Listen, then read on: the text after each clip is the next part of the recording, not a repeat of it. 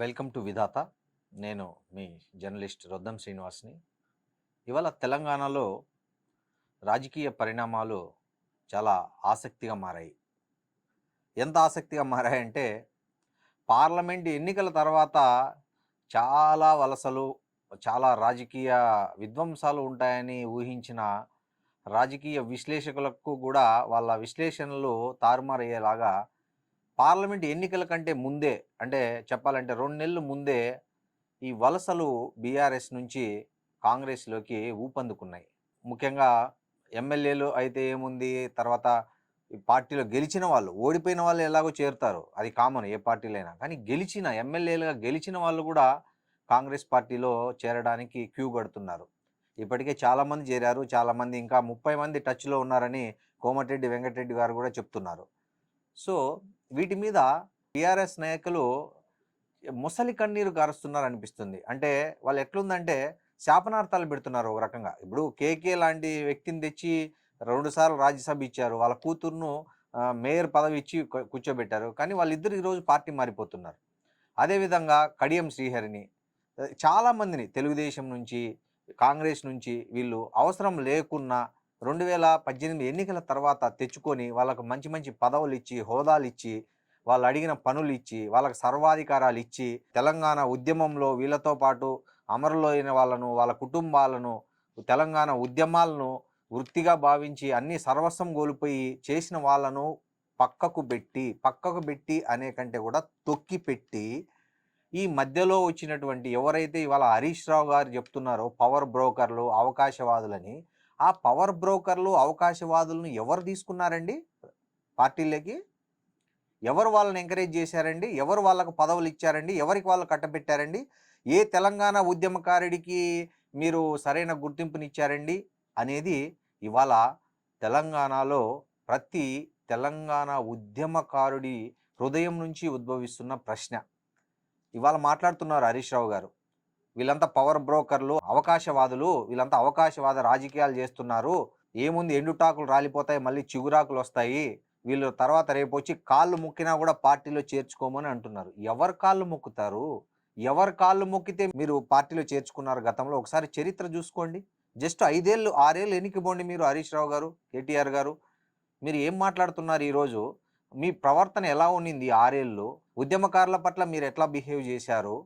తెలంగాణ ఉద్యమం కోసం, తెలంగాణ కాజు కోసం, తెలంగాణ రాష్ట్రం కోసం పోరాడిన, చాలా విలువైన సమయాన్ని, ధనాన్ని, ఆస్తుల్ని, ఉద్యోగాల్ని అన్నీ పోగొట్టుకున్న వారి పట్ల మీరు ఏం చేశారో ఒక్కసారి వెనక్కిపోండి. ఎవరికండి మీరు మంత్రి పదవులు ఇచ్చి కూర్చోబెట్టారు? మీరు రెండోసారి అధికారంలోకి వచ్చాక ఎవరినండి మీరు రెడ్ కార్పెట్ వేసి పిలుచుకున్నారు?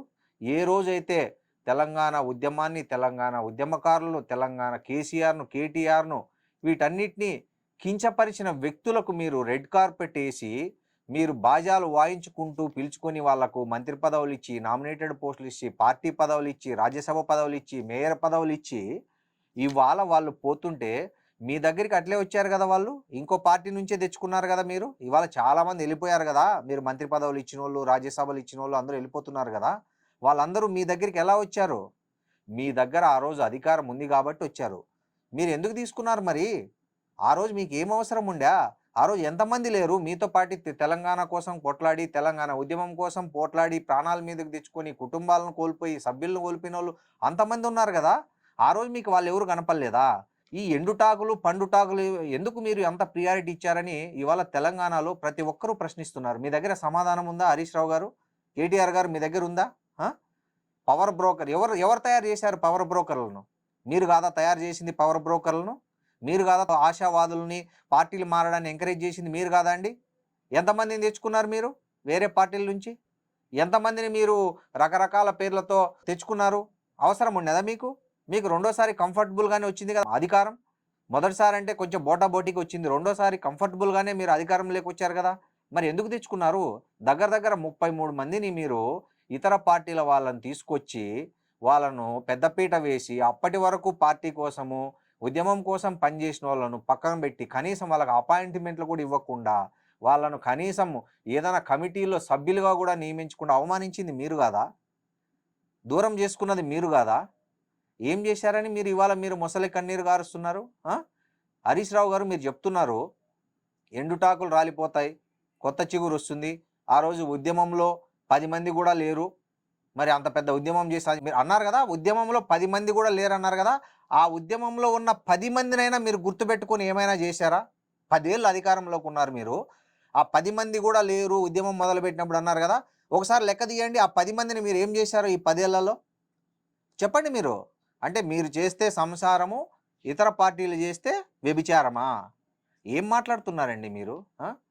ఒకసారి ఆలోచించుకోండి. ఎవరు తయారు చేశారు ఈ రాష్ట్రంలో, తెలంగాణ రాష్ట్రంలో పవర్ బ్రోకర్లను? ఎవరు తయారు చేశారు? ఎవరిచ్చారు వాళ్ళకి మంత్రి పదవులు? ఎవరిచ్చారు వాళ్ళకి పెద్ద పెద్ద ప్రాజెక్టులు, కాంట్రాక్ట్ వర్కులు ఎవరిచ్చారు? ఏ పార్టీ ఇచ్చింది? మీరు కాదా? ఎందుకు ఇచ్చారు మీరు? మీరు ఫస్ట్ దానికి ఇప్పటికైనా మీ ఆత్మ వంచన చేసుకోకుండా ముందు వీటికి సమాధానం చెప్పండి. ఎందుకంటే తెలంగాణ సమాజం, ముఖ్యంగా తెలంగాణ ఉద్యమకారులందరూ ఈ ప్రశ్న వేస్తున్నారు.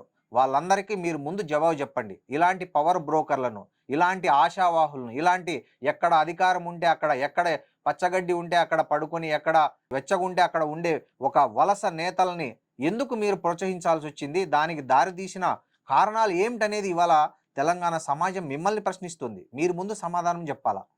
పట్నం మహేందర్ రెడ్డి మీకు తెలుసు కదండి, ఎన్నికల ముందే ఆయన పార్టీ మారతారని తెలుసు. మరి ఏం చేశారు మీరు? ఆయన తెచ్చి అప్పటికప్పుడు సమాచార మంత్రి ఇచ్చారు. పోనీ ఉన్నాడా? వెళ్ళిపోయాడు. రంజిత్ రెడ్డిని మీరు మొదట ప్రకటించారు ఎంపీ అభ్యర్థిగా. ఆయన ఏమన్నాడు? నాకు పోటీ చేయడం ఇష్టం లేదన్నాడు. మరి పోటీ చేయడం ఇష్టం లేదన్నప్పుడు కాంగ్రెస్ పార్టీ తరఫున ఎందుకు పోటీ చేస్తున్నాడు? ఆలోచించుకోండి మీరు. ఎందుకు మిమ్మల్ని కేకే అంటాడు, కేసీఆర్ మంచోడే, నన్ను బాగా ఎంకరేజ్ చేశాడు, కానీ నేను పుట్టింటికి వెళ్తున్నా. ఏంది అది? ఎందుకు పోతాడు? పుట్టింటికి పోవడానికి, అత్తగారింటి నుంచి పొత్తింటికి పోవడానికి ఏం తక్కువ అయిందని అతను వెళ్తున్నాడు? ఎవరు అతన్ని ఎంకరేజ్ చేశారు? మేయర్ విజయలక్ష్మి మీద ఎన్ని విమర్శలు వచ్చాయి, ఎంతమంది కుక్క కాటుకు చిన్నపిల్లలు బలయ్యారు. ఆమె ఆ రోజు మాట్లాడిన మాటలు మీకు గుర్తున్నాయా? ఆమె మాట్లాడిన అవహేళనకు సంబంధించిన మాటలు మీకు గుర్తున్నాయా? ఆ రోజు మీరు ఏం చేశారు? ప్రజల పట్ల ఏమి సానుభూతి చూపారండి? మీ పట్ల ఈరోజు ప్రజలు సానుభూతి చూపించడానికి ఇప్పటికీ అదే వలస నేతలను ప్రోత్సహిస్తున్నారు. వాళ్ళకే పార్టీలో పెద్దపీట వేశారు. వాళ్ళనే ప్రముఖ బీఆర్ఎస్ నాయకులుగా మీరు ట్రీట్ చేశారు. అసలైన ఉద్యమకారులని, అసలు మీ కష్టకాలంలో మీ వెంట నడిచిన వాళ్ళని, కార్యకర్తలని ఎక్కడ పట్టించుకున్నారు మీరు? అందుకే కదా మిమ్మల్ని ఓడించింది ప్రజలు ఈసారి. మీరు ఇన్ని సంక్షేమ పథకాలు, ఇన్ని అభివృద్ధి పనులు చేశారు, ఇన్ని సంక్షేమ పథకాలు పెట్టారు, అయినా ఎందుకు ప్రజలు మిమ్మల్ని ఓడించారు? ఇప్పటికన్నా మీరు నిజాలు గ్రహిస్తున్నారా? చెప్పండి. ప్రజలు ఎందుకు ఓడించారు మిమ్మల్ని? మీరు నేల విడిచి సాము చేస్తున్నారు. మీరు వేర్లను మర్చిపోయి చిగుళ్లను పట్టుకున్నారు. మీరు ఈ 10 ఏళ్ల అధికారంలో మీ మూలాలను మర్చిపోయారు. తెలంగాణ మూలాలను మర్చిపోయారు. తెలంగాణ ఉద్యమకారులను విస్మరించారు. తెలంగాణ కోసం కొట్లాడిన వాళ్ళను పక్కన పెట్టారు. వాళ్ళను రెండో శ్రేణి పౌరులుగా చూశారు. మధ్యలో వేరే పార్టీలను, తెలంగాణ ఉద్యమ సమయంలో ఉద్యమకారుల మీద కేసులు పెట్టిన వాళ్ళను, బూతులు తిట్టిన వాళ్ళను తెచ్చి పెద్ద పెద్ద పదవుల్లో కూర్చోబెట్టారు. ఎందుకు కూర్చోబెట్టారు? ముందు మిమ్మల్ని మీరు ప్రశ్నించుకోండి. వెళ్ళిపోయిన లీడర్లను విమర్శించే ముందు అలాంటి లీడర్లను తెచ్చి నెత్తి మీద పెట్టుకొని ఎందుకు ఊరేగించారో ముందు మీరు సమాధానం చెప్పండి. ప్రజలకు, తెలంగాణ సమాజాన్ని అడుగుతోంది ఇవాళ మీ నుంచి. మీరు అది వదిలేసి ఎంతసేపు పరనింద ముఖస్థుతి వద్దు. ఈ పరనింద ముఖస్థుతిలోనే మీరు పోయింది. ఏమి 39 వచ్చింది, పరనింద ముఖస్థుతే. ఎమ్మెల్యేల మీద అంత పెద్ద ఎత్తున తీవ్ర స్థాయిలో వ్యతిరేకత ఉంటే సిట్టింగుల మీద మీరు ఎవరినైనా మార్చారా? తెలంగాణ రాష్ట్ర బీఆర్ఎస్ వాళ్ళే ఎంతోమంది రోడ్ల మీదకి వచ్చి ఎమ్మెల్యేకి టికెట్ ఇద్దని ధర్నాలు చేశారు. మీరు మీ కార్యకర్తల మనోభావాలను ఎప్పుడైనా పరిగణలోకి తీసుకున్నారా? నా మాటే శాసనం, నేను చెప్పిందే వేదం అని ఎవరండి ప్రవర్తించింది? ఎవరు ప్రవర్తించారు? ప్రగతి భవన్ను ఒక సామాన్యుడు కాదు కదా, ఒక మీడియా పర్సన్ కానీ, ఒక ఎమ్మెల్యే, మంత్రి కూడా ప్రవేశించలేనంత దుర్భేద్యంగా మార్చిన చరిత్ర ఎవరికి ఉంది? చెప్పండి.